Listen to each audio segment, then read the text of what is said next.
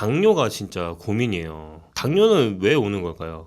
단 거를 먹어서 당뇨 옵니다 라고는 제가 말씀 못 드리는데요. 왜냐하면 굉장히 복합적인 요인에 의해서 당뇨라는 것이 올 수 있기 때문에 그래요. 근데 많은 분들이 우리 아버지 당뇨 있었어요. 나도 당뇨 올까요? 유전적 소인이 분명히 있습니다. 그렇지만 후천적으로 나타나는 영향이라는 게 굉장히 크게 존재하는 질환인데요. 예를 들면 나의 오랫동안 지속해온 식습관, 그게 불량하면 당뇨가 올 가능성이 높겠죠. 그리고 계속 앉아있거나 누워있는 정적인 생활습관, 그것도 마찬가지고요. 그래서 많이 움직이시고 건강하게 드실수록 당뇨가 올 수 있는 확률이 낮아지죠. 사실은 이제 당뇨 같은 거는 실제로 진단받지 않으면 모를 수 있잖아요. 이런 경우에는 조금 주의를 해줘라 할 수 있는 당뇨 전조 신호 같은 게 있을까요? 네, 사실은 제일 명쾌하게 수치로만 보면 우리가 직장인들 다 건강검진 1년에 뭐 한 번, 2년에 한 번 하시잖아요. 그럴 때 금식하시고 건강검진센터 가시잖아요. 그러면 공복 혈당이라고 하는 혈당을 피검사를 통해서 측정을 해요. 그러면 그 혈당이 만약에 100mg/dl가 넘는다. 내가 결과지 봤는데 혈당이 100 넘는다. 그러면 나 약간 당뇨 위험할 수 있겠다 라고 생각하시면 돼요. 그래서 한 번 100 이상이 나왔다고 해서 당뇨라고 진단을 내리는 것은 아니지만 내 건강검진 했는데 100 이상의 공복 혈당을 보였다면 당뇨를 주의를 하셔야 되고요. 그리고 수치로는 내가 피검사 안 해봐서 모르겠지만 어느 날 갑자기 목이 너무 마르고 소변을 평소보다 자주 본다 하는 것도 당뇨의 증상이 될 수 있고요. 갈증이 많이 나는 것, 다뇨, 소변을 자주 보는 것, 두 가지가 당뇨의 일반적인 우리가 몸으로 느낄 수 있는 증상에 해당할 수 있고요. 또 하나는 체중계 위에 올라가면 체중 변화가 없는 것 같은데 바지가 안 잠기는 거야. 계속 배만 나오는 것 같은 느낌 들 때 있잖아요. 그럴 때도 당뇨의 전조 신호 아닌가라는 생각해 보실 필요 있어요. 나이가 한 30대 중반만 돼도 당뇨의 위험이 있는데 벗어날 수 있는 좀 예방법이라는 게 좀 있을까요? 제가 서두에 말씀드린 것처럼 크게는 두 가지죠. 지속적으로 건강하게 먹을 것, 지속적으로 움직일 수 있는 나만의 방법을 찾을 것. 제가 나만의 방법을 찾을 것이라고 말씀드리는 거는 남에게 효과가 있는 것, 남이 지속할 수 있다고 해서 내가 반드시 지속할 수 있는 건 아니에요. 예를 들면 나의 룸메이트는 하루에 7km씩 러닝을 해. 그 사람은 할 수 있지만 나는 7km씩 러닝 못 할 수 있잖아요. 그래서 나만의 방법을 찾는 게 되게 중요하고요. 그건 운동뿐만 아니라 식습관에 있어서도 마찬가지죠. 그래서 내가 평생 지속할 수 있는 건강한 나의 식습관, 건강하게 내가 운동할 수 있는, 지속할 수 있는 방법, 그 두 가지를 잘 세팅하는 게 제일 중요하다고 생각해요. 박사님은 영양 박사님이시니까 저는 영양 박사님한테 좀 이런 식단이나 이런 거 받고 싶은데 그 당뇨에 좋은 음식이나 식재료 같은 게 또 어떤 게 있는지 좀 궁금해요. 우리가 보통 나 점심 뭐 먹지 생각할 때 무슨 재료를 먹을까를 생각한다기보다는 무슨 메뉴를 먹을까를 생각하잖아요. 그래서 좀 더 건강한 메뉴 선택법을 알려드리면 그게 어떻게 보면은 당뇨를 예방할 수 있는 식습관이기도 하거든요. 그래서 제가 너무 많은 분들이 사실 그런 질문을 던지셔서 이 최고의 당뇨밥상이라는 책을 집필한 지가 벌써 한 4년 넘었어요. 근데 아직까지도 많은 분들이 찾으시는 책인데 어디서 보니까 이거 베스트셀러라고 나왔던 것 같아요. 맞습니다. 베스트셀러 맞고요. 여기에 보시면 당뇨에 대한 일반 사항들이 당뇨 요리법 전에 아주 상세하게 소개가 되어 있어요. 근데 제가 지금 오랜만에 책을 다시 보니까 이 39페이지에 보니 당뇨 잡는 건강한 식습관이라는 페이지가 나옵니다. 요 내용들이 사실은 한 번쯤은 내가 매스컴에서 들어봤어. 아니면 우리 또 채널 구독자분들은 우리 채널에서도 여러 번 다루었던 내용이기도 해서 아마 들어보셨을 거예요. 그런데 우선 어떤 메뉴를 선택을 하실 때 제일 중요한 건 한국인은 탄수화물 비율이 높잖아요. 식사에서. 탄수화물에 통곡물이 많은 것을 고를 것입니다. 예를 들면 샌드위치를 먹고 싶은데 흰빵으로 만들어진 샌드위치와 잡곡빵으로 만들어진 샌드위치가 있다면 잡곡빵으로 만들어진 샌드위치를 고르시는 게 더 좋아요. 왜냐하면 통곡물은 흰 곡물에 비해서 식이섬유 함량이 높고 비타민과 무기질도 많은데 특히 식이섬유 함량이 높은 게 키포인트예요. 이 식이섬유 함량이 높으면 혈당이 급격하게 올라가는 것을 막아주기 때문에 그 역할을 하거든요. 그렇기 때문에 흰 탄수화물보다는 통곡물이 들어가 있는 탄수화물을 고르시라 라는 게 탄수화물 메뉴의 선택에 있어서 가장 중요한 지침이에요. 저도 이제 박사님 책을 보니까 그 통곡 파스타, 통곡 또띠아 막 이런 게 또 있더라고요. 아, 네, 맞아요. 사실 파스타나 또띠아 같은 이 탄수화물 재료들은 우리나라 근원의 재료는 아니지만 그래도 요즘 너무 많이 드시잖아요. 예전에는 사실 수입돼서 들어오는 게 흰 파스타밖에 없었거든요. 근데 요즘은 통곡물로 만들어진 파스타가 많이 나오고 그럼 어떻게 생겼나요? 색깔만 좀 달라요. 색깔만 좀 더 누르스름하다고 해야 될까요? 생긴 거는 똑같습니다. 통곡물로 만들어진 파스타들이 나오고 또띠아도 하얀 또띠아가 있지만 통밀로 만든 또띠아가 나와요. 그래서 그런 것들을 선택하시면 더 좋죠. 단백질 급원 재료 메뉴를 선택을 하실 때는요, 제가 누차 여러 번 강조를 드렸던 것 같은데, 단백질 급원 재료는 반드시 먹어야 하는데 문제는 뭐냐? 그 재료에 들어가 있는 지방이 문제다라는 말씀을 여러 번 드렸었어요. 그래서 단백질 재료를 선택하실 때에는 지방의 비율이 높지 않은 부분, 예를 들어 돼지고기를 먹고 싶어요. 삼겹살보다 뭐라고 말씀드렸죠 지난번에? 삼겹살보다 목살, 목살. 구운 삼겹살보다 수육. 그렇죠. 그래서 조리법도 중요하고 부위도 중요한데, 여기서의 핵심은 단백질 급원 메뉴는 지방의 함량은 낮출 수 있는, 내가 지방을 덜 먹을 수 있는 방법으로 택하는 게 좋다라는 말씀 드리고 싶고, 그러면 지방은 안 먹어야 좋은가요? 라는 질문을 연달아 하실 수 있는데, 지방을 안 먹어야 좋은 게 아니라 몸에 좋은 지방을 되도록이면 챙겨 먹으면 좋은 거예요. 예를 들어 요즘 들기름 챙겨 드시는 분들도 꽤 계신데, 들기름, 산패되지 않은 신선한 참기름, 좋은 올리브유, 아보카도, 이런 것들을 통해서 좋은 지방산을 공급받을 수 있죠. 그래서 양질의 단백질, 즉 지방의 함량이 낮은 단백질과 좋은 기름, 좋은 지방산, 이 두 가지를 잘 조합을 해서 드시는 게 혈당 피크를 낮출 수 있는 좋은 방법이기도 해요. 특히 이제 추천하실 만한 그런 채소 같은 것도 있을까요?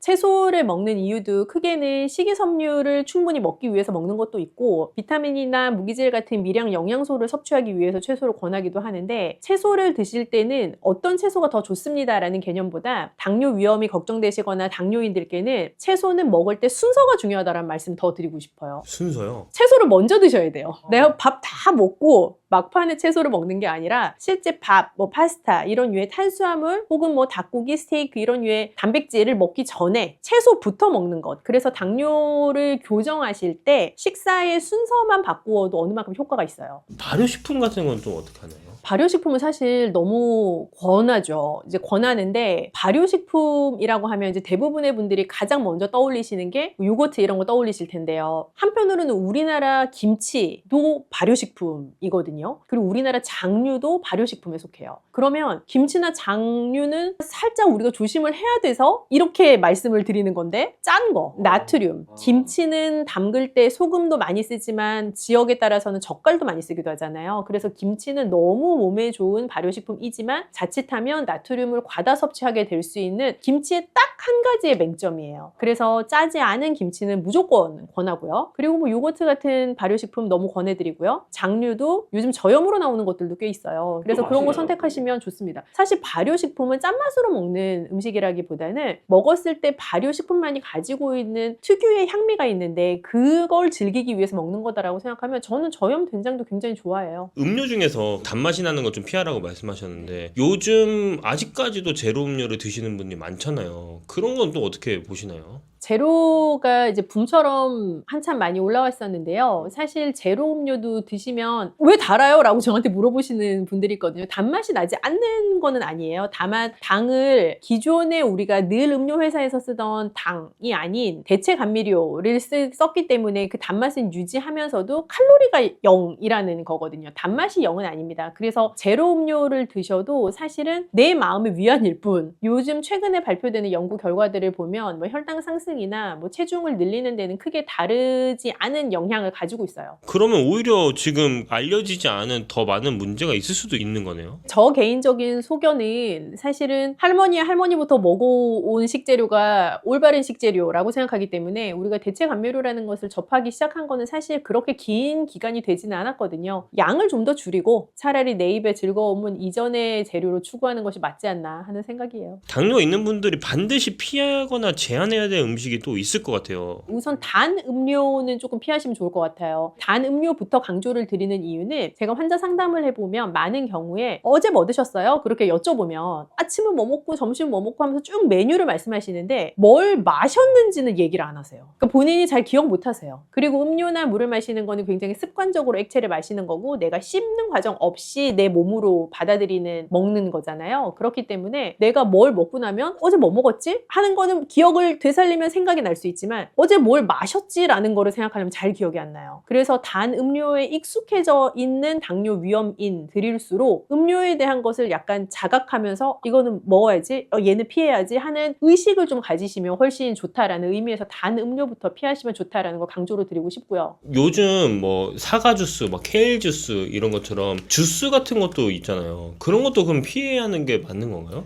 사실 주스는 시중에 가면 굉장히 다양한 제품이 나와 있고 집에서 갈아서 드시는 분들도 계신데요. 기본적으로 모든 과일, 채소는 내가 씹는 과정을 거쳤을 때의 혈당 상승을 덜 시키기 때문에 우선 후루룩 마시는 것보다는 무조건 씹는 게 좋아요. 그래서 통 형태로 먹는 게 가장 좋고요. 만약에 나는 씹어 먹는 것보다 갈아서 먹고 싶어요 하셔도 집에서 직접 갈면서 달게 만드는 거, 예를 들면 설탕 이런 거 추가로 넣지 않고 과일 채소의 본연의 맛으로만 갈아서 드시는 거는 저는 언제든지 오케이입니다. 그런데 시중 제품을 사서 드실 거다라고 하면 반드시 식품 라벨을 확인하시면 좋을 것 같아요. 그래서 당류 함량이 추가되지 않은 거, 그리고 그 함량이 낮은 거 드시면 좋을 것 같아요. 그럼 또 피해야 될 것들이 있으면 추천해 주시면 좋을 것 같아요. 사실 이거는 당뇨 위험인들만 피하세요라기보단 모든 현대인들의 식습관 문제이기도 한데 너무 기름진 거, 탄 거 이런 것들의 조합, 회식 때 많이 먹는 메뉴들 있잖아요. 네. 그런 것들은 사실은 혈당 관리에는 전혀 긍정적인 영향이 없죠. 술도 마찬가지고요. 흡연하시는 분들한테는 사실 담배도 같은 영향이기는 합니다. 그래서 대부분 현대인들에게 이런 거는 별로니까 피하세요. 혹은 WHO에서 이것은 발암물질에 속해요 라고 한 것들은 다 혈당 관리에 좋지 않아요. 방금 전에 그 책을 통해서 뭔가 설명해 주셨잖아요. 거기 있는 좀 레시피 같은 거 몇 개 저희한테 추천해 주시면 너무 좋을 것 같아요. 안 그래도 제가 최근에 뵌 분이 당뇨 도시락을 싸가지고 회사를 다니시는 거예요. 이분이 그래요? 건강검진했는데 정말 이제 이러시면 큰일 나요의 직전 상태에 오셔서 자각을 하셨어. 그래서 도시락을 싸가지고 다녀서 제가 안 그래도 이 메뉴를 소개해드렸어요. 이 세 가지 메뉴를 우선 추천을 드리고 싶은데 1번은 이 콜리플라워 김치볶음밥이에요. 김치볶음밥은 뭔지 우리나라 사람들 너무 다 알고 다들 좋아하시잖아요. 네. 심지어 우리 왜 고깃집 가면 다 먹고 나서 김치볶음밥을 하도 먹어서 외국인들이 K 디저트라고 부른답니다, 이걸. 그런데 여기에 콜리플라워 김치볶음밥이라는 거는요, 쌀의 일부, 그러니까 밥의 일부를 콜리플라워 라이스로 대체하는 거예요. 실제로 냉동으로 나와요. 외국에서는 꽤 오랫동안 먹어왔던 제품인데 우리나라도 이제 수입돼서 들어와서 판매가 되기 시작했는데요. 굉장히 단순한 제품이에요. 우리 왜 브로콜리 친구 하얀 거, 그 콜리플라워잖아요. 그 콜리플라워를 잘게 잘라서 팬에다가 마르게 볶아내면 그게 마치 색깔도 하얀 데다가 작은 모양을 띠고 있으니까 꼭 밥 같단 말이에요. 그래서 그 콜리플라워 라이스를 일반 밥이랑 현미밥이랑 섞어서 김치볶음밥을 하는 거예요. 그래서 핵심은 밥 양을 줄이고 채소를 더 많이 먹을 수 있게 하는데 내가 거북하지 않은 방법으로 선택을 해보는 거죠. 그래서 콜리플라워 라이스 추천입니다. 콜리플라워 라이스를 먹을 때 그 식감이 그 밥의 식감이 될까 이게 좀 식감은 사실 중요한 문제죠. 그런데 콜리플라워 라이스는 드시는 분들은 생각보다 괜찮다는 반응을 우선 보이는데요. 그게 콜리플라워만 밥이라고 생각하고 퍼먹으면 지금 PD님이 생각하는 것처럼 좀 요상하다라고 생각할 수 있어요. 근데 김치볶음밥이잖아요. 김치 맛도 나고 또 우리가 같이 볶아내고 뭐 달걀 프라이도 올라가고 하니까 크게 거부감 없이 드실 수 있어요. 김치볶음밥에 보통 이제 고기도 들어가는 경우가 있잖아요. 네. 그럼 고기 기름이랑 참기름 같은 것도 넣을 텐데 네. 그럼 그런 기름진 걸 먹어도 괜찮을까요? 그 정도 들어가는 거는 괜찮고요. 사실 당뇨인들에게 가장 먼저 드리는 1번 지침이 당 섭취에 주의하는 것, 즉 탄수화물 섭취에 주의하는 것인데 이 콜리플라워 김치볶음밥 같은 경우는 밥의 양을 줄이고 채소 섭취를 늘릴 수 있는 방법으로 추천드리는 방법이고요. 기름지지 않게 드시면 사실은 더 좋겠죠? 또 혹시 메뉴 하나 더 이것은 저의 최애 메뉴에 해당하는데 케일 양배추 쌈밥. 보기만 해도 엄청 먹음직스러워 보이는데 케일이랑 양배추 잎을 잘 데쳐서 거기에다 밥을 넣고 말아내는 요리인데 사실 되게 어떻게 보면 손이 많이 가요. 우리가 김밥 할 때도 손이 많이 가는 것처럼 밥을 하나하나 그 이파리 위에 놓고 말아야 되니까 번거로울 수 있는데요. 그만큼 밥 한 번 먹을 때 케일 한 장, 양배추 한 장씩 먹을 수 있는 아주 괜찮은 메뉴죠. 그리고 안에 넣으시는 밥도 흰밥보다는 뭐 예를 들어 렌틸 콩밥을 넣으시거나 현미밥을 넣으시거나 하는 것으로 좋은 탄수화물과 채소를 같이 섭취할 수 있는 메뉴예요. 여러 채소가 있는데 왜 굳이 케일이랑 양배추를 싸먹으라고 하느냐라고 이제 물으시면 사실 케일이랑 양배추는 식이섬유소 함량이 굉장히 높은 채소예요. 그래서 만약에 이런 비슷한 쌈밥을 돌돌 마는 걸 로메인이나 상추에다 말아라라고 하면 얘가 찢어지기가 쉽고 예쁘게 모양이 안 나온단 말이죠. 근데 양배추나 케일은 탄탄한 식이섬유 조직이 안에 딱 들어있기 때문에 밥도 예쁘게 말아지기도 하고 내가 먹을 때 일단 기분이 좋잖아요. 그러니까 거부감 없이 채소도 많이 먹을 수 있기도 하고요. 또 양배추는 속도 편안하게 해주기도 하고 케일은 우리가 여러 번 강조드렸던 것처럼 식이섬유소도 높지만 눈을 좋게 해주는 루테인 함량도 높단 말이죠.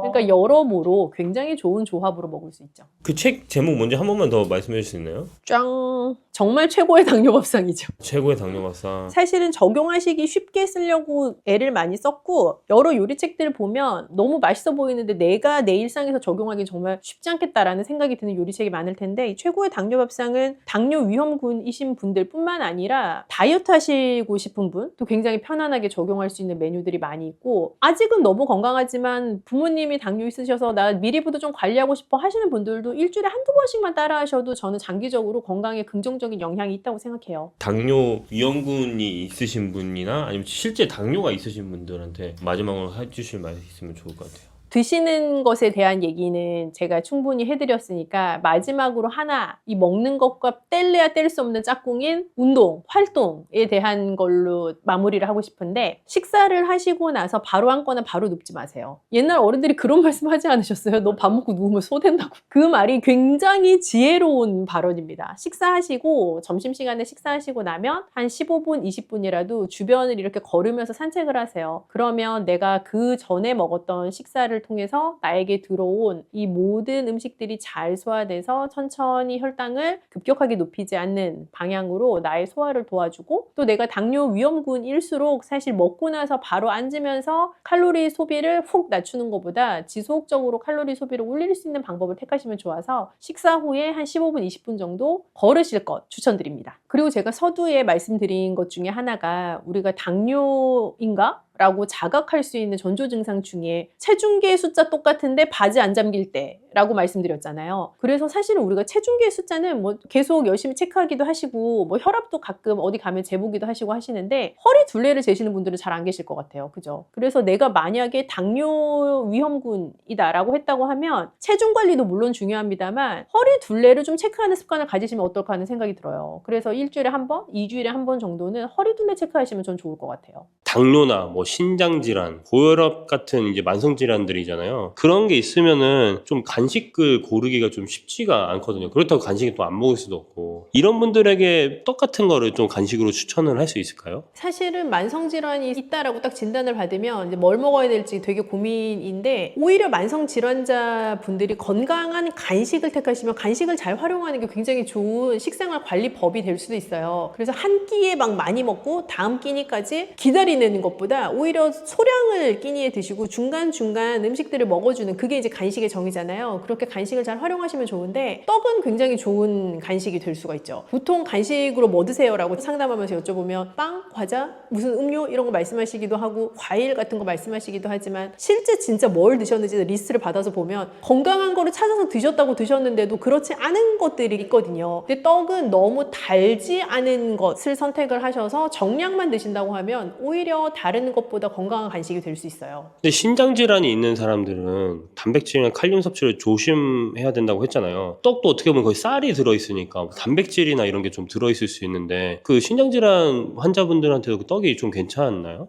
쌀이라는 이제 재료는 여러 곡류 중에 가장 단백질이 낮은 곡류에 해당을 할 수가 있어요. 그래서 떡의 주재료는 뭐 맵쌀이든 찹쌀이든 여하튼 흰 쌀 자체가 떡의 주재료인 경우가 많아서 그 흰 쌀로 만들어진 떡 자체는 오히려 신장 질환자분들이 정량 드셨을 때 좋은 간식으로 선택을 할 수 있는 요소가 되죠. 팥이나 콩에 들어간 떡 같은 경우는 좀 칼륨이 높을 수 있잖아요. 떡 종류를 생각해 보시면 백설기 이런 것처럼 딱 하얗게 딱 그것만 보이는 떡 말고 팥, 콩, 견과 이런 것들이 많이 붙어있는 찰떡 이렇게 부르는 떡들 있잖아요. 그래서 그런 떡이 일반 건강인들한테는 되게 좋은 간식인데 신장질환 있으신 분들에게는 조금 부담스러운 선택이 될 수가 있어요. 왜냐하면 일반 쌀에 비해서 팥, 콩, 견과 이런 재료들은 단백질 함량도 좀 높고 칼륨 함량도 좀 더 높을 수 있어서 신장에 부담을 줄 수가 있거든요. 그래서 그런 떡보다는 오히려 조금 더 심플한 재료로 만들어진 떡을 고르시면 더 좋을 것 같아요. 근데 제가 이제 이런 컨텐츠를 하다 보면서 팥이나 이런 것들이 신장에 좀 도움이 될 수 있는 부분이 약간 이뇨작용을 좀 해가지고 그럴 수 있다라고도 했었는데 여기서는 좀 다를 수 있나요?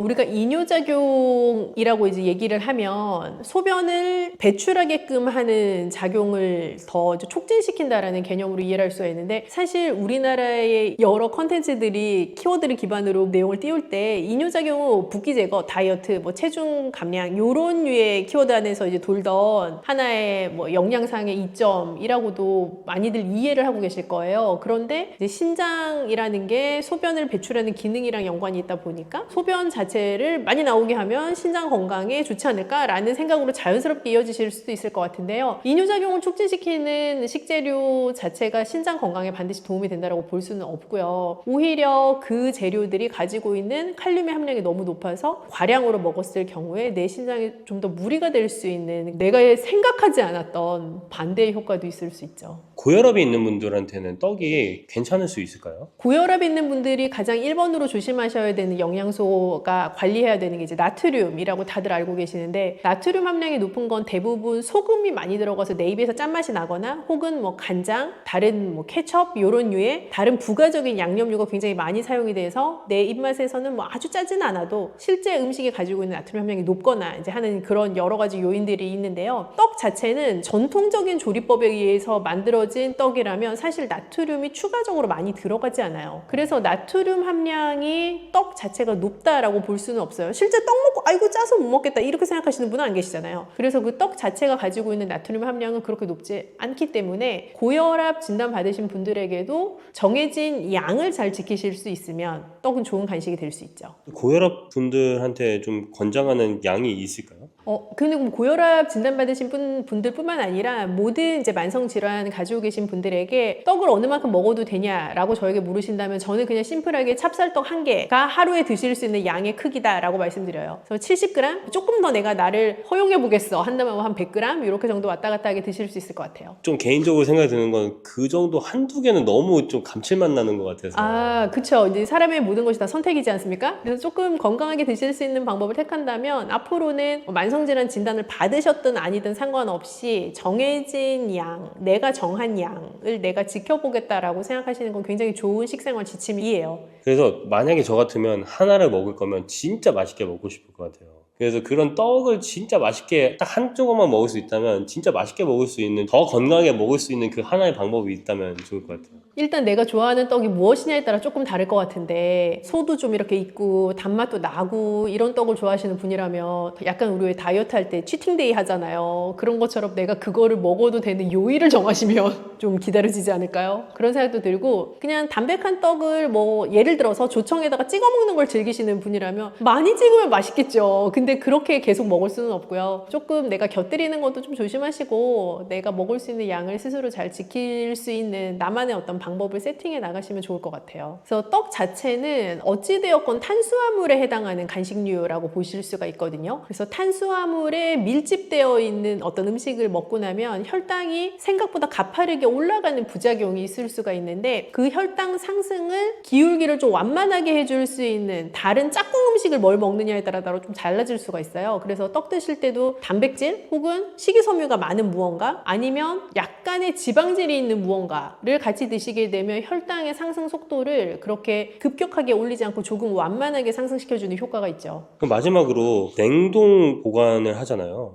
이런 떡들을 좀 맛있게 먹으려면 어떻게 하면 좋을까요? 떡을 이제 구매를 하시고 나면 대부분 실온에 두신 상태의 그 소비 기한 동안에 빠르게 드시거나, 아니면 그 기간에는 못 드실 것 같으면 이제 냉동에 넣는 게 가장 떡을 잘 보관할 수 있는 방법인데, 냉동에 넣어놓은 떡을 내가 다른 추가적인 조치 없이 해동만 한 상태에서 바로 먹으려고 그러면 그 떡의 쫀득한 식감도 없어지고 옛날에 보들보들 쫄깃쫄깃 이런 거 다 없어요. 그래서 그렇게 먹을 수는 없고요. 냉동된 떡 자체는 전자레인지에 가볍게 돌려주시거나 그때 물을 이렇게 조금 뿌려주시면 더 좋고요. 아니면 찜기에 살짝 다시 쪄서 드시면 원래의 떡의 본연의 맛을 좀 더 즐기실 수가 있죠. 쌀은 우리나라 식문화에서 빼놓을 수 없는 가장 주요 식재료 중에 하나라고 해도 과언이 아닌데요. 그 쌀 자체가 탄수화물이기는 하지만 좀 부담이 덜한 탄수화물이라고 생각해 주시면 좋을 것 같아요. 뭐 여러 남녀노소 누구나 부담 없이 우리 몸에 에너지를 공급받을 수 있는 데에 아주 좋은 식재료이죠.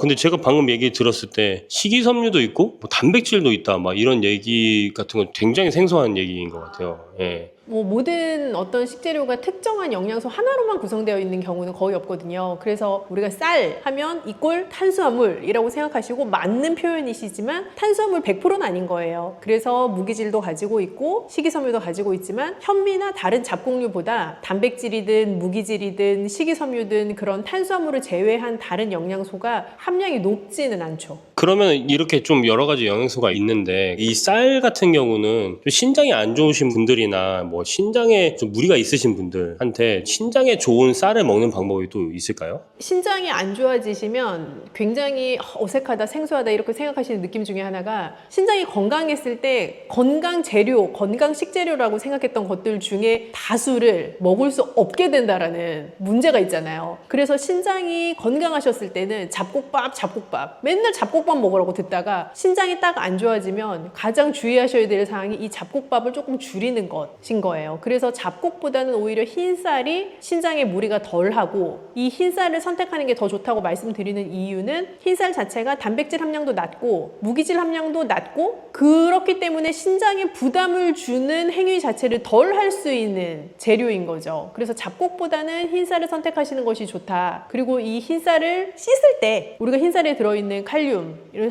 좀 수치 낮추고 싶잖아요. 그래서 여러 번 헹궈내고 불렸다가도 그 물은 버리고 새 물을 다시 받아서 밥을 하고 하면 흰쌀이 원래 가지고 있는 칼륨 함량도 조금 더 줄일 수가 있죠. 그러면은 이런 쌀을 좀 잘 씻어주면 칼륨이 없어진다고 했는데 쌀 같은 거를 우리나라에서는 떡으로도 많이 해서 먹잖아요. 그럼 그렇게 하는 것도 어떻게 보면 신장에는 좀 좋을 수가 있겠네요? 뭐 쌀밥보다 떡 자체가 신장에 좋냐라고 물어보면 그거는 뭐 그렇다 아니다라고 말씀드리니까 조금 어려운 게 우리가 쌀밥을 먹는다고 해서 쌀밥만 먹진 않잖아요. 떡을 먹는다고 해도 100% 흰쌀로만 된 떡을 먹는다기보단 뭐 고명도 있고 다른 부재료도 있고 하니까 밥이 좋냐 떡이 좋냐 신장 질환자한테 뭐가 좋냐라고 물으면 제가 답을 하기는 조금 어려운데 쌀을 가지고 떡을 만들어 먹는 것 자체는 우리나라의 전통 조리법에서는 굉장히 단순한 재료를 아주 심플하게 요리해내는 거거든요. 그래서 그 조리법 자체에 뭔가 복잡한 첨가물이 들어가지 않고 신장 질환자들에게 일반 밥으로 먹는 것 대비해서 더 부담을 줄 만한 행위가 추가되는 것은 기본적으로는 아니에요. 그래서 떡은 빵이나 과자 같은 간식보다는 오히려 신장 질환이 있으신 분들에게는 조금 더 편안한 간식이 될 수 있죠. 그러면은 이런 떡을 먹었을 때 주의할 점이라고 해야 되나요? 그런 게 좀 있을까요? 뭔가 식재료 차원에서 말씀하시는 거죠? 네. 사실 떡을 먹는다라고 하면 각자 떡 하고 딱 생각했을 때 머릿속에 떠오르는 떡이 다 다르실 거예요. 어떤 분은 뭐 백설기, 어떤 분은 시루떡, 뭐 꿀떡, 송편, 증편 다양한 종류의 떡을 생각하실 텐데 그 다양한 종류의 떡은 다 속 재료도 다르고 쌀 말고 들어가는 부재료도 다르고 예를 들어 조청을 찍어 먹기도 하고 하는 등의 또 곁들이는 소스 종류도 다를 수 있잖아요. 떡을 고르실 때 신장 질환이 있거나 당뇨가 있으시면 특히나 더 조금 더 심플한 재료로 만들어진 떡을 고른다 하는 게 가장 중요할 것 같고요. 쌀 말고 견과가 들어간 떡이라든지 콩이같이 들어간 떡이라든지 하는 다른 다양한 건강한 재료가 눈에 좀 보이되 너무 단맛이 많이 나서 이건 좀 뭔가 양념이 복잡하겠는데 그런 떡을 피하시면 좋을 것 같아요. 그런 떡을 좀 피한다고 가정했을 때 한 몇 개 정도 먹는 게 좋을까요? 이런 것들은. 이제 우리 PD님이 드디어 양에 대해서 중요하다는 걸 알게 되셨네요. 특히 신장질환이 있으시면 모든 섭취의 양 자체가 되게 중요하잖아요. 무얼 먹는지도 중요하지만 어느 만큼 먹는지 혹은 어느 만큼 먹어도 내가 괜찮은지를 아는 건 되게 중요한데 떡의 기준은 제가 그냥 쉽게 말씀드리면 일반 우리 찹쌀떡 정도의 크기로 생각했을 때 한 개 정도가 가장 적당한 크기라고 보아주시면 될 것 같아요. 그 정도가 약간 뭐 떡의 중량에 따른 차이가 있지만 70g 플러스 마이너스가 될 거라고 생각을 하는데 그 정도의 중량이면 한 번 드시는 간식의 양으로 적절한 크기라고 생각합니다. 방금 전에 말씀하셨을 때 떡에서도 이제 그냥 찹쌀떡을 먹느냐 뭐 다른 떡을 먹느냐 중요하다고 말씀하셨는데 그러면은 약간 건강하게 떡을 먹기 위해서 어떤 종류의 떡을 먹는 게 좋을까요? 일반 건강인, 뭐 예를 들어 그냥 가벼운 정도의 당뇨, 가벼운 정도의 고혈압, 뭐 살이 쪄서 고배니시 이런 류의 우리가 소위 얘기하는 일반적인 건강인에 속하시는 분들이라면 이 떡 자체를 고르실 때 뭐 견과류, 콩, 팥 다양한 재료가 한꺼번에 좀 응축되어 들어가 있는 그런 떡을 골라주시면 좋을 것 같고요. 그런데 신장 질환이 있으신 분들은 조금 차이가 있을 것 같아요. 너무 많은 콩이나 너무 많은 견과가 박혀 있거나 함께 들어가 있는 떡은 오히려 칼륨의 함량도 굉장히 높을 수 있고 단백질 함량도 과다할 수 있어서 내가 그 양 자체를 잘 조절하지 않으시면 좀 과잉 섭취가 될 수 있는 가능성이 있어요. 그래서 그거보다는 좀 더 심플하게 보여지는 떡, 흰쌀 위주로 만들어진 떡을 선택하시면 더 건강하게 맛있게 드실 수 있습니다. 저는 떡 같은 거 하면은 그 모찌가 좀 많이 떠오르기도 하거든요. 좋아하시는구나. 네, 모찌를 좋아하는데 그 모찌 같은 건 안에 뭐 과일이 들어있거나 막 그러잖아요. 과일이 들어있거나 뭐 요거트가 들어있거나 이런 것도 괜찮나요? 아, 그 굉장히 떡 매니아신가 봐요. 요즘 유행하는 건데 예전에 찹쌀떡은 사실 그 동그란 찹쌀떡 안에 팥, 앙금 혹은 뭐 통팥 이런 팥 종류가 주로 소로 들어있었는데 요즘은 그 소 종류가 되게 다양해져서 뭐 생 과일이 통으로 들어가 있기도 하고 과일 청이 들어가 있거나 말씀하신 것처럼 뭐 요거트가 들어가 있거나 하는 등의 다양한 소들을 활용한 모찌, 찹쌀떡 종류들이 많이 나오고 있잖아요. 아마 흔하게 보실 수 있을 텐데 뭐 그런 것들이 다 괜찮습니다. 다 안 됩니다 라고 말씀드리기는 어려울 것 같고 찹쌀떡이라는 떡 자체는 한 개의 중량이 거의 정해져 있는 일정한 크기를 가지고 있는 떡이기 때문에 내가 하루에 한 개 간식으로 먹겠어 딱 이렇게 설정하기가 굉장히 좋다라는 장점이 있어요. 제가 만약에 백설기 하루에 한 개까지 드셔도 돼요 라고 하면 모두가 생각하는 백설기 크기 다 다르거든요. 그래서 그런 양을 조절하는 차원에서는 오히려 큰 판으로 나오는 떡이 조금 더 우리가 추정하기가 힘들고 하나의 표준 사이즈라고 모두가 통용할 만한 떡들이 조금 더 수월하죠. 그럼 저는 하나 궁금한 게 영양 박사님이시니까 떡을 이제 보관할 때 막 냉동으로 하고 막 그렇게 하잖아요. 떡을 보관하거나 재가열할 때 영양이나 좀 맛을 유지하면서 보관할 수 있는 법이 또 따로 있을까요? 사실 떡 자체는 쌀이라는 것이 주재료이다 보니까 이게 처음 만들었을 때는 아주 막 보들보들하고 쫀득쫀득하고 그런 느낌이 좋아서 사랑하시는 건데 이게 시간이 지날수록 이 전분 자체가 노화가 돼요. 그래서 우리가 시간 지나서 떡 먹었더니 뭐 딱딱해요, 굳었어요 이런 말들 많이 하시잖아요. 그런 게 전분 자체가 노화가 되면서 일어나는 현상들인데 그 전분 자체가 시간이 지나면 당연히 전분이 딱딱해지는 거니까요. 그렇게 딱딱해진 전분을 원래 상태에 가장 가까운 형태로 되돌릴 수 있으면 제일 맛있게 드실 수가 있겠죠. 그래서 빠르게 냉동 보관을 하셨다가 드시기 전에는 약간 물을 추가하셔서 전자레인지에 돌리시거나 뭐 살짝 찜기에다가 한 번 더 찌시거나 하면 가장 맛있게 드실 수 있죠. 그 마지막으로 그러면은 떡을 드시고 싶은 뭐 신장 환자나 당뇨 환자분들이 있을 거 아니에요. 그분들한테 좀 추천하는 이런 한마디를 해주신다면. 떡을 너무 좋아하는데 내가 당뇨 걸렸어, 신장 질환 진단받았어 해서 앞으로 평생 내가 떡을 못 먹겠네? 얼마나 슬프겠어요. 그렇게 생각하시기보다는 내가 하루에 정해진 특정한 양만큼은 괜찮다라고 스스로 조금 편안하게 생각하셔도 될 것 같은데요. 첫째는 그 들어간 재료가 너무 단맛을 많이 내는 그런 떡은 피하실 것. 그게 사실 1번이고요. 2번은 하루에 드실 수 있는 양을 잘 지키실 것. 말씀드린 것처럼 찹쌀떡 한 개 정도의 분량이면 괜찮다. 이 두 가지 염두에 두시면 건강하게 떡을 드실 수 있습니다. 하루에 한 개라는 거죠? 네. 하루에 한 개.